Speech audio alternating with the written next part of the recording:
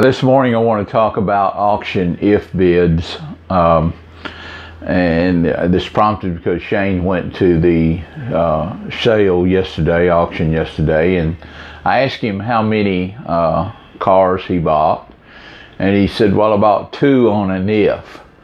And that prompted me to tell you what an if bid is at the auction, and one reason that I don't encourage if bids. As a matter of fact, if I'm at the auction and the auctioneer tells me he's going to have to call to see if my bid is accepted, I don't allow him to call to see if the owner will take my bid.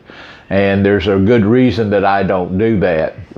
Like any dealer out there, we have a budget that we want to operate off of, especially if you've got lots of inventory and you want to stay within a certain amount of inventory.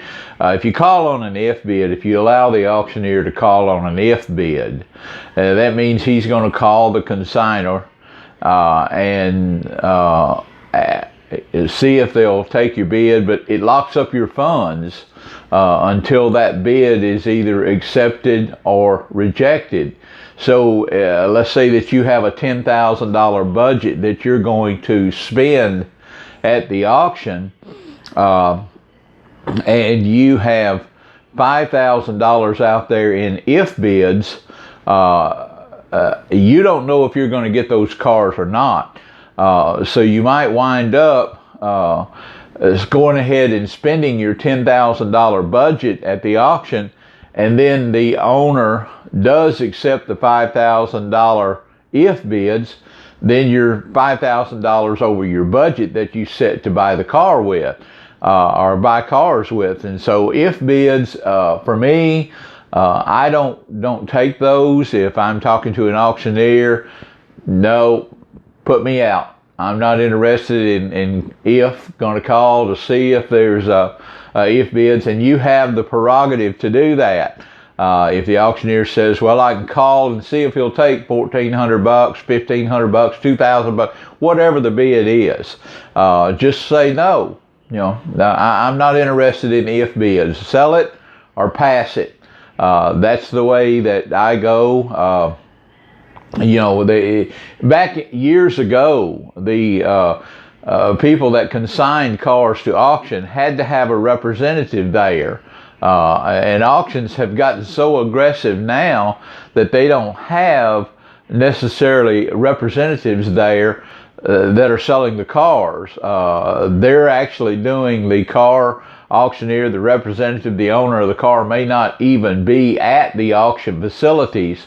And so the auction basically gets a bid, calls the owner, but it can put you in a lot of trouble if you're on if bids. Now, if you want to lock yourself down and wait for the owner to approve that bid, some people do that. But for instance, yesterday, Shane wanted to buy 2 cars, maybe 3, I don't know, but he had his limit set as to what he wanted to buy. He got 2 on an if. Well, at that point in time, he has to stop. He doesn't need, if he wound up buying 2 more cars and then the 2 came through on an if, the owner accepted his if bids, now he winds up with 4 cars in inventory that we may not need 4. We may want 2, but sometimes if bids can cause you to go over budget. They can cause you to go over inventory. They're just very, very dangerous if you're out there on if bids. So my advice and my technique is, no, I'm not interested in the owners that are not here to represent their cars and can give me a final decision. Either the car's sold or it's not sold. We're not leaving this lane on an if. I hope this channel is useful to you. Please subscribe if it is and share it among your friends.